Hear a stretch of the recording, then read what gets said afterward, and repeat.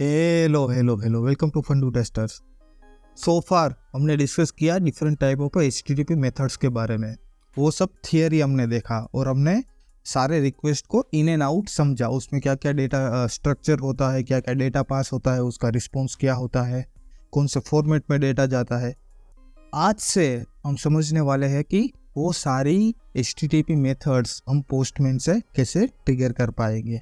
तो सबसे पहले सेशन में हम डिस्कस करेंगे HTTP मेथड को पोस्टमैन में हम कैसे रन कर सकते हैं और उसका JSON डेटा जो रिस्पॉन्स आएगा वो हम कैसे समझ सकते हैं। बेसिकली हम उसको ब्रेक डाउन करेंगे।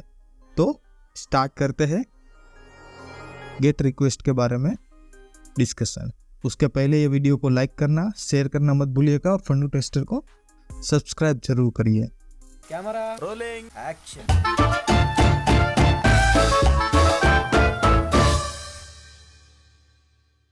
इनिशियल वीडियोस में हमने पोस्टमैन को इंस्टॉल किया था और उसका यूजर इंटरफेस हमने समझा था। तो ये basically postman this is how it's gonna look like. And here मैंने एक वर्क स्पेस क्रिएट किया है। इनिशियली आपको भी एक वर्क स्पेस क्रिएट करने का बोलेगा। तो यहाँ पे you can see on top there is a one option work space. उसके ऊपर हमें क्लिक करना है and we have to basically create a work space. So यहाँ पे बहुत सारे टेम्पलेट्स है। उसके टेम्पलेट्स हम ब्लैंक टेम्पलेट ले सकते हैं, कोई स्पेसिफिक टेम्पलेट्स की जरूरत नहीं है टेस्टिंग के लिए। नेक्स्ट को क्लिक करना है, give any name and team को सिलेक्ट करना है and we can click on the create. So यहाँ पे वर्क स्पेस क्रिएट हो जाएगा। उसके पास हमारे पास वर्क स्पेस का कोई और रोल नहीं है। Basically work space directory structure है, लाइक विंडोज में भी है C drive and inside that हमारे पास बहुत सारे फोल्डर्स है। सिमिलर वे में ये वर्क स्पेस काम करता है बेसिकली, और उसमें कुछ नहीं है। और जैसे ही वर्क स्पेस क्रिएट हो जाएगा यहाँ पे हमें ओवरव्यू दिखेगा, उसका नाम क्या है, टेम्पलेट क्या है, ये सब वर्क स्पेस की बेसिक डिटेल्स है। उसका कंट्रीब्यूटर्स कौन है, अगर मल्टीपल लोग कंट्रीब्यूट करते हैं तो ये सब चीज़ें, बट उसकी इतनी कोई खास जरूरत नहीं पड़ती है। क्लोज करते हैं, यहाँ पे प्लस का बटन है, उसके ऊपर क्लिक करेंगे, ये पूरा स्ट्रक्चर आ जाएगा। तो यहाँ पे बेसिकली हमें base URI and and points define करने होते हैं। ये जो फर्स्ट पोर्शन है यहाँ पे रिक्वेस्ट डेटा का है। रिक्वेस्ट को हम क्या क्या डेटा पास करेंगे, पैरामीटर, ऑथराइजेशन, बॉडी, ये सारी चीज़ें यहाँ पे डिफाइन होती है। और रिस्पॉन्स आप यहाँ पे देख सकते हो। रिस्पॉन्स ये प्लेन सेक्शन है, यहाँ पे बस रिस्पॉन्स दिखेगा और उसने कितना टाइम लिया, कितना KB का रिस्पॉन्स है, स्टेटस कोड क्या है, ये सब रिस्पॉन्स के स्टेटस में दिखेगा। हो सकता है आपके मशीन में ये ऊपर नीचे हो या साइड बाय साइड हो, बेसिकली डेटा सेम ही रहेगा। ये वेबसाइट हम यूज करने वाले हैं टेस्ट APIs के लिए। यहाँ पे बहुत सारी टेस्ट API है। विदाउट लॉगिन और ऑथराइजेशन हम ये API को यूज कर सकते हैं। बेसिकली मेरा एजेंडा क्या है कि हम सिंपल API से स्टार्ट करेंगे, तो मेरे को समझाना और आपको समझना दोनों आसान हो जाए। धीरे धीरे हम आगे बढ़ते जाएंगे। वैसे हम कॉम्प्लेक्स APIs और रियल टाइम APIs के ऊपर काम करेंगे, बट इनिशियली हम सिंपल से स्टार्ट करते हैं। तो यहाँ पे मैं जैसे स्क्रॉल करूँगा, यहाँ पे बहुत सारी APIs है, गेट, पोस्ट, पुट, डिलीट, सारी की सारी रिक्वेस्ट मेथड है। तो सबसे पहले हम ट्राई करते हैं लिस्ट यूज़र। तो यहाँ पे जो भी API सिलेक्ट करूँगा यहाँ पे उसका रिक्वेस्ट दिखेगा। तो बेसिकली मेरे को यहाँ पे इसके ऊपर क्लिक करना है, तो ये उसका बेस URI हो गया। इसको मैं कॉपी करूँगा और पोस्टमैन में पेस्ट करूँगा। अब आपको यहाँ पे दिख रहा है कि जो .in तक का एरिया है ये बेस URI है, हमने डिस्कस किया था। उसके बाद का जो भी डेटा है वो सारा एंड पॉइंट है। और यहाँ पे हम देख सकते हैं क्वेश्चन मार्क के बाद। तो गेट रिक्वेस्ट के सेशन में हमने डिस्कस किया था, उसमें पाथ पैरामीटर आएंगे, उसमें क्वेरी पैरामीटर आएंगे। तो हम दोनों डिस्कस करेंगे, पाथ पैरामीटर कैसे काम करता है, क्वेरी पैरामीटर कैसे काम करता है। तो ये पहला हमारा क्वेरी पैरामीटर है। जो भी चीज़ क्वेश्चन मार्क से स्टार्ट हो रही है वो क्वेरी पैरामीटर है। अब यहाँ पे एक क्वेरी पैरामीटर है which is a page is equal to 2। अब मेरे को मल्टीपल ऐड करने हैं, तो दो तरीका है। डायरेक्टली यहाँ पे मैं एंड लिखूंगा and test is equal to Fundoo testers. तो आप देख सकते हो यहाँ पे एक पैरामीटर ऐड हो गया, ये पैरामीटर सेक्शन में एक पैरामीटर ऐड हो गया और यहाँ पे URL में भी एक हो गया। तो या तो आप URL में लिख सकते हो या फिर यहाँ पे लिख सकते हो पैराम 3 डमी डेटा। हम मल्टीपल पैरामीटर्स को पास कर सकते हैं और गेट APIs में जनरली मल्टीपल पैरामीटर्स होते हैं। तो कभी कभी क्या होता है कि हमें एक पैरामीटर को यूज़ करना है, कभी 2 को यूज़ करना है, कभी 3 को यूज़ करना है। तो इसको रिमूव करने की ज़रूरत नहीं है, एक बार ऐड कर दो और यहाँ पे सिलेक्शन है चेक और अनचेक। तो अगर चेक रखोगे तो ये पैरामीटर ही जाएगा, अगर 2 पैरामीटर चेक रखोगे, 3 रखोगे तो उसके हिसाब से 3 जाएगा। अब हम इसको करते हैं ट्रिगर, देखते हैं क्या होता है। तो जैसे ही मैं सेंड बटन के ऊपर क्लिक करूंगा, यहाँ पे मैंने बताया था ये रिस्पॉन्स सेक्शन है, तो यहाँ पे रिस्पॉन्स दिखेगा पूरी एपीआई का। उसका स्टेटस कोड है 200। उसने 45 मिली सेकेंड्स का टाइम लिया एंड उसका साइज है 1.92 KB। मेनली मैटर करता है रिस्पॉन्स कोड, एंड जब आप परफॉर्मेंस टेस्टिंग के ऊपर जाओगे तब रिस्पॉन्स टाइम मैटर करता है। बट अभी remember we are getting a proper JSON response data and status code. So status code is 200. Now let's understand this status code, how it works. तो उसके लिए हम एक वेबसाइट पे जाते हैं, which is JSON Lint. JSON Lint basically क्या है, ये वेबसाइट पे हमें JSON को वैलिडेट कर सकते हैं। अगर मैंने यहाँ पे JSON को पेस्ट किया, जो भी JSON है यहाँ पे पेस्ट किया, वैलिड, ये बोल रहा है JSON वैलिड है।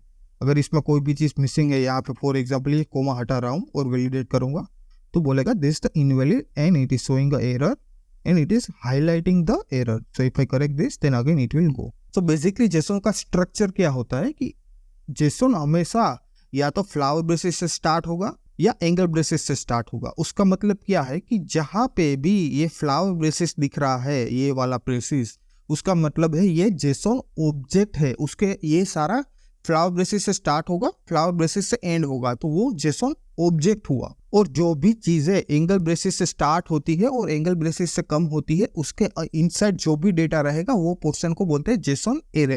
तो JSON कैसे लिखते हैं वो समझते हैं कि फॉर एग्जांपल जो भी डेटा है वो JSON से स्टार्ट हुआ, तो स्टार्टिंग एंड एंड पॉइंट हमेशा JSON ऑब्जेक्ट का फ्लावर ब्रेसेस रहेगा। उसके बाद उसमें अलग अलग टाइप के पैरामीटर्स रहेंगे। फॉर एग्जाम्पल मेरे को स्ट्रिंग वैल्यू स्टोर करनी है, तो let's say name and double quote I need to pass fundu testers. This the valid JSON and key and value pair. Name is a key, fundu testers is a value. And अगर मेरे पास string data है तो की और value दोनों double quotes में जाएगी, बीच में कोलन रहेगा, तो ऐसे की एंड वैल्यू पेयर ऐड करते जाना है।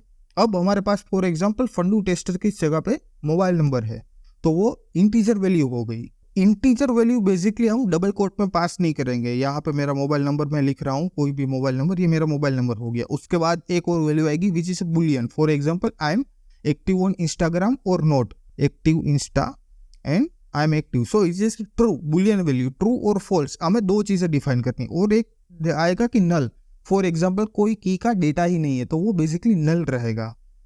तो यहाँ पे मैं डिफाइन करता हूँ डमी, इसके लिए हमारे पास कोई भी डेटा नहीं है, वैल्यू नहीं है, तो बेसिकली नल। तो ये इसके ऊपर मैं क्लिक करता हूँ वैलिड JSON, तो ये JSON हमारा वैलिड JSON है। अब आप यहाँ पे एक चीज समझना है कि अगर स्ट्रिंग है तो हम डबल कोट में पास करेंगे, बाकी की वैल्यू बुलियन हो गई, नंबर फॉर्मेट हो गया या नल डेटा, तो वो डबल कोट में नहीं जाएगा। और अगर एक डेटा के बाद मेरे पास नेक्स्ट की वैल्यू पेयर है तो कोमा से हमें सेपरेट करना पड़ेगा, ये सारा डेटा कोमा से सेपरेट करना पड़ेगा। और अगर लास्ट में कोई डेटा नहीं है तो वहाँ पे कोमा नहीं आएगा। यहाँ पे अगर अदरवाइज मैं कोमा मिस करता हूँ तो बोलेगा कि एरर है भाई, ये नहीं चलेगा, ये गलत चीज़ है। उसके बाद ये तो होगी ये सिंपल JSON ऐसा दिखता है। अब इसमें मेरे पास नेस्टेड डेटा है, यहाँ पे मेरे को डमी में बहुत सारे डेटा है। फॉर एग्जाम्पल ये सारा मेरे को ऑब्जेक्ट स्टोर करना है, तो वैल्यू ऑब्जेक्ट हो सकता है, वैल्यू JSON एरे भी हो सकता है। तो यहाँ पे मैं ऑब्जेक्ट पास करूंगा इसके अंदर और वैलिडेट करूंगा तो ये करेक्ट है। बट अगर मेरे पास एक की के लिए मल्टीपल JSON ऑब्जेक्ट है तो उसको मेरे को JSON एरे में स्टोर करवाना पड़ेगा। तो वो कैसे होगा, बेसिकली यहाँ पे एंगल ब्रेसेस से स्टार्ट करेंगे, वैलिडेट, ये वैलिड हो गया। तो बेसिकली इसके अंदर मेरे को मल्टीपल डेटा स्टोर करना है, तो ये एक डेटा हो गया। अब मैं दूसरा डेटा स्टोर करना है तो सीधा मैं इसको सिंपली कॉपी करता हूँ, अनदर डेटा उसकी आईडी में दे देता हूँ 8, वैलिड, ये वैलिड हो गया। तो बेसिकली ये JSON है। हर एक डेटा की वैल्यू पेयर है वो कोमा से सेपरेट होती है, और की हमेशा सिंगल डेटा रहेगा बट वैल्यू में JSON ऑब्जेक्ट रहेगा, सिंगल स्ट्रिंग रहेगा, इंटीजर रहेगा, नल रहेगा, JSON एरे रहेगा। तो वो सारी चीजें हमें समझनी है। अदर इसके बाद अवतार में भी मेरे को ऐसा डेटा स्टोर करना है, तो सीधा मैं इसको सिंपली कॉपी करूँ वो एंटायर JSON ऑब्जेक्ट को, और यहाँ पे अवतार में ये डेटा मैंने स्टोर कर दिया वैलिड JSON, तो ये JSOन वैलिड हो गई। तो ऐसे मल्टीपल लेयर के लेयर बाय लेयर वो बनते जाएंगे। और अगर आप इसको इसमें समझ में नहीं आ रहा है क्या चीज़ें, थोड़ा इनिशियली प्रॉब्लम होगा, तो उसके लिए एक वेबसाइट है JSON ब्यूटीफायर। जेसन ब्यूटीफाई, यहाँ पे कोड ब्यूटीफाई करके एक वेबसाइट है, इसको सिलेक्ट करना है और यहाँ पे जो भी डेटा मैं पेस्ट करूंगा वो सारा डेटा यहाँ पे ब्यूटीफाई होकर ट्री व्यूअर में दिखेगा। तो इसको मैं फॉर एग्जांपल ये सारा डेटा को मैं कोलैप्स करता हूँ। तो यहाँ पे आउटर की में मेरे पास क्या है, 4 डेटा है, name, mobile number, active, Insta and dummy. ये बेसिकली 4 पे डेटा है। इनर लेयर में मेरे पास डमी में जेसन ऑब्जेक्ट है, तो यहाँ पे दिख रहा है 2 जेसन ऑब्जेक्ट है। बेसिकली जेसन एरे के अंदर 2 जेसन ऑब्जेक्ट है। तो यहाँ पे मैं first Jason object, second Jason object, first में सिंपल की वैल्यू पेयर से, अदरवाइज दूसरे में मेरे पास अगेन अवतार में मैंने जेसन एरे में 2 डेटा को स्टोर करके रखा है। तो यहाँ पे सिंपली ऐसे ट्री बाई ट्री में डेटा दिखेगा, कौन सा डेटा कौन से लेयर के अंदर है। तो ये जेसन का मोटा मोटा स्ट्रक्चर हो गया। हम फ्यूचर के वीडियो में पूरा डिस्कस करेंगे जेसन को कैसे पास करना है, कैसे वैलिडेट करना है, बट ये बेसिक अंडरस्टैंडिंग के लिए था। अब मेरे को दूसरा एपीआई को यूज करना है। फॉर एग्जांपल यहाँ पे लिस्ट यूजर में पूरे एक पेज में जितना भी डेटा था वो हमने कैप्चर किया, हमने गेट किया। अब दूसरा सिंगल यूजर में क्या है कि यूजर/2, तो ये पाथ पैरामीटर हो गया। यहाँ पे हमने क्वेरी पैरामीटर पास किया है। तो इसको मैं डुप्लीकेट करता हूँ, यहाँ पे राइट क्लिक करो, डुप्लीकेट का ऑप्शन है, डुप्लीकेट टैब, इसको मैं सीधा कॉपी करता हूँ, ये बेसिकली आ गया यहाँ पे। और ये क्वेरी पैरामीटर हटाया और पाथ पैरामीटर में मैं ऐसे 2 पास करता हूँ। तो ये हो गया 2, मतलब स्पेसिफिक मैं आईडी पास कर रहा हूँ। यहाँ पे पेज पास किया, एक पेज में note, understand like a notebook के पहले पेज में जो भी डेटा है वो उसने रिटर्न कर दिया। अब मैं पेज नंबर 3 पास करूंगा तो थर्ड पेज में जो भी डेटा है वो मेरे को मिल जाएगा, बट वो मेरे को स्पेसिफिक डेटा चाहिए, स्पेसिफिक यूजर्स की डिटेल चाहिए। तो यहाँ पे मैं आईडी पास कर रहा हूँ, यहाँ पे मैंने 2 आईडी पास किया और जैसे ही सेंड करूंगा वो एक यूजर की डिटेल मिली। यहाँ पे मेरे को एक ही डेटा मिला जिसकी आईडी है 2, और ये पूरे पेज में 1 2 3 4 5 और 6 यूजर थे, तो मेरे को उसने सारा का सारा डेटा रिटर्न कर दिया। तो ये हो गया पाथ पैरामीटर और क्वेरी पैरामीटर का डिफरेंशिएट यहाँ पे समझ में आ गया। अब इनवैलिड, अगर इनवैलिड डेटा है तो क्या, फॉर एग्जांपल यहाँ पे मैं पाथ पैरामीटर में मेरे को पता है कि 2 नंबर का आईडी ऑलरेडी स्टोर्ड है।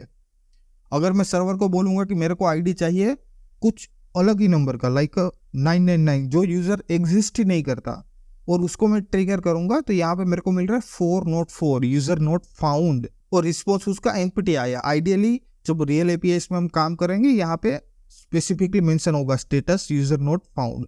404 आपको समझ में आ गया कि 404 एरर आया, बट 404 है क्या, डेवलपर के साथ कम्युनिकेट करना है, तो वो कैसे करोगे? तो सिंपली इसको कॉपी करो, 404, गूगल में जाओ, यहाँ पे लिखो 404 HTTP कोड, और यहाँ पे समझो क्या है वो लिखा है कि the HTTP 404 not found response status indicates that the server cannot find the requested resource। मतलब कि जो भी यूजर हमने रिक्वेस्ट किया था वो सर्वर को मिला ही नहीं, तो सर्वर ने हमें एरर थ्रो कर दिया बेसिकली। ये हो गया। और उसके बाद एक लास्ट है कि मेरे को सारा का सारा रिसोर्स चाहिए, पेज नंबर वाइज नहीं चाहिए, पूरी बुक में क्या डेटा है, पूरे सर्वर पे क्या डेटा है वो मेरे को चाहिए। तो यहाँ पे उसका नाम उसने मतलब ऐसे ही लिख दिया, बट स्पेसिफिक होता है, लिस्ट ऑल यूजर्स या ऐसा कुछ होता है। तो यहाँ पे यूजर्स की जगह पे अननोन पास करूँगा, तो जो भी डेटा है सारा का सारा डेटा यहाँ पे मेरे को मिल जाएगा कि ये डेटा सर्वर पे टोटल 12 वैल्यूज है, और ये सारा डेटा मेरे को यहाँ पे मिल जाएगा। तो ऐसे हम अलग अलग क्वेरी बेसिकली पास करेंगे कि मेरे को बेंगलोर में जितने लोग रहते हैं उसका सारा डिटेल्स चाहिए, फिर उसमें मैं इनसाइड जाऊंगा कि ये माराथली एरिया में या फॉर एग्जांपल एक्स एरिया में जो लोग रहते हैं उसका मेरे को सारा डेटा चाहिए। मैं उसके एक और इनसाइड लेयर में जाऊंगा कि ये सोसाइटी में जितने लोग रहते हैं उसका मेरे को डेटा चाहिए। तो सर्वर में भी एक बड़ा बॉक्स हो गया, उसके अंदर एक छोटा बॉक्स, उसके अंदर स्पेसिफिक डेटा। तो ऐसे हम डेटा को रिक्वेस्ट करते हैं और सर्वर हमें डेटा सेंड बैक करता है। तो ये ऐसे गेट रिक्वेस्ट काम करती है। अगले वीडियो में हम डिस्कस करने वाले हैं पोस्ट रिक्वेस्ट के बारे में। I hope this is clear, और अगर कुछ भी डाउट है तो आप कमेंट सेक्शन में मुझे बताइए, एंड ये वीडियो को लाइक करना और शेयर करना मत भूलिए। धन्यवाद।